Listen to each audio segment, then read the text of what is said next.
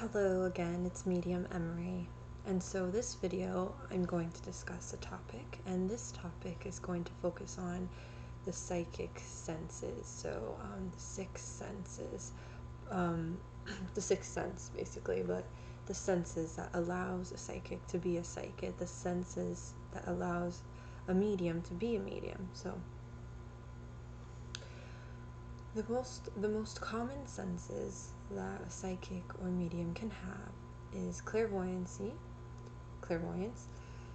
clairsentience, and clairaudient. And I think, hold on, let me make sure. I know there's another one. I know for sure there's another one. There's another one of just knowing. I just want to make sure what that one is exactly called. But it's the sense of just knowing. So I don't know what that one is exactly called, but we'll just focus on the three right now. So clairvoyance is basically where you're able to pick up information, pick up energy, pick up symbolic meanings or information from spirit with your third eye. So it's kind of like when you're reading a book, or it's like you're making it's like a movie in your head, or when you have vivid dreams. That's literally what clairvoyance is. It's being able to use your third eye to see it like a movie in your head. That's basically what it's like, and you're able to see it kind of like a dream where you're able to see what the person looks like or what they're showing you. You could see scenery, you could see anything, you could literally see anything. When I pick up on spirits, I can see what they look like. They show me what they look like, but I can't always like pick up exactly what their face looks like. I can get their body, I can get their skin, but it depends, because it depends on what spirit wants to show you. Spirit will show you what they want to show you. They will reveal to you what they want to reveal to you. You can ask them, but they'll still reveal to you what they feel more comfortable with revealing to you. Again, spirit can also come in with the personality that they were. So you can be dealing with a spirit that's more reserved, so they won't really show you very much. Or you can also be dealing with a spirit that's very outgoing and very out there, where they'll show you everything and show you exactly what they look like, what color their hair was, etc. But ways to work on that muscle to actually strengthen your clairvoyancy would be to do a lot of meditation and visualization exercises. Hold on one second. I feel like I'm gonna sneeze. My nose itches. Sorry. So yeah, one thing to help you strengthen that sense is to do a lot of meditation, visualization exercises. So you can pick a song on YouTube, any meditating, calming song, or you could just meditate without a song and just kind of close your eyes and start imagining like you're making a movie in your head, like you're reading a book, like you're dreaming. Imagine yourself walking to an ocean, walking in the woods, and the more you do these things, the more you eventually strengthen your clairvoyancy. And so once you start receiving information from spirit, your muscle of the ability to see will start kicking in. And then it'll get to a point where you're not imagining anymore. When you are meditating, you're actually receiving information from your spirit guides, information they want you to know for that day, or information they want you to know for that week, or information they want you to know for someone that you know that they want you to pass that message on to. So that's a way to strengthen your clairvoyancy, doing things to help your visualization improve. So on to the next sense would be clairaudience, which is the ability to hear. Again, there are psychics that can actually hear a voice, like you hear the tone of a spirit's voice. For me, that's not how it works.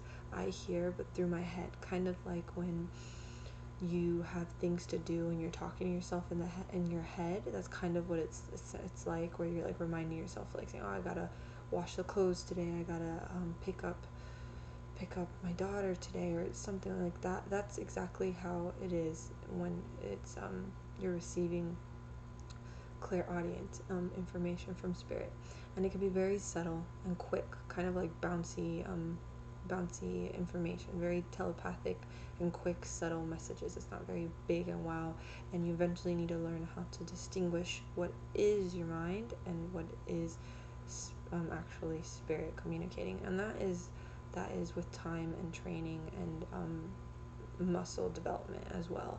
So ways to strengthen your clairaudient senses would be to listening to music. Listening to music definitely is really, really helpful. Doing things that involve using your ears,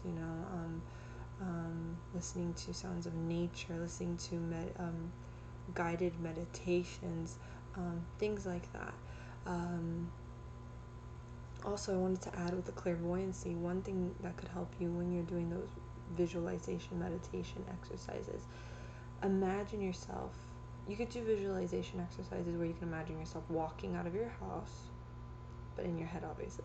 Walking out of your house, going to your car, and imagining touching your car, and basically experimenting and just really playing with the idea of how your car would feel, and what would, if you knock on your car, what would it sound like. That is literally what you have to get into and experiment with to actually strengthen your ability to see, and also your ability to hear, because when you imagine touching the car and knocking on it, you'll actually start hearing the noise and what the noise would sound like, things like that. Playing with different noises in your house throughout the day in your daily life, you can knock on the door, things like that, and that helps you pick up on sounds. So that would be a way to strengthen your clairaudience. Another way to strengthen your where are we going with clairsentient? That has to do with a lot of emotions. So for me, I would say to really tune into your emotions when you meditate. Tune into how are you feeling in the moment. Tune into the energy of the room, what you feel around you. So one day,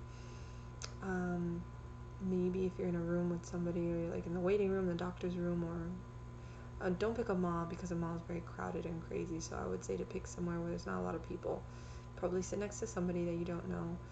Don't talk to them, but if you want to talk to them, but sit next to them and kind of close your eyes, and if you like, meditate, or you can even keep your eyes open and kind of get into a very calming state and start feeling, like just start paying attention to your emotions and seeing what you're feeling just sitting next to that person. That's literally what clairsentience is. That's literally how it is being a psychic. You literally just are tuning into somebody's energy and feeling whatever is around them, and you're picking up on it. So maybe you could feel that they're drained, or they're going through a lot, or you feel probably a lot of anger for some reason, and you're like, maybe, wow, maybe this person's going through a lot of like things that are making them angry, or so that's basically what it's like. So it's just being open to emotions and tuning into different emotions, and feeling, and being open to feeling. And then there's the other sense, which is, I forgot the name, which is just the ability to know. It's just a knowing. There's no feeling or hearing or seeing. It's just like it's like tomorrow so the person you're reading for is going to meet a man that's 6'2" and he smells like rainbows and strawberries, like you already know, like you tell everyone, like, I already know tomorrow you're gonna meet this guy that's 6'2" and he smells like rainbow and strawberries, and that's like a knowing you have. It's like nothing will like change your mind or convince you that it's not true, because you already know. It's like a knowing. So that happens to me sometimes here and there, but that is a definite sense that can happen a lot when spirit reveals that to you. So this is a quick video on the senses for being a light worker and being a psychic medium. With mediumship, it's the same thing. Usually those three common senses that help you tune into spirit, a past loved one, they help you understand and their like personality, the way they looked, the way they felt or the way they feel, and like, you know, the way they feel at that present moment when they want to give a message to the person you're reading for, things like that. So that is what I wanted to talk about today, you guys. And if you have any questions, comment down below. And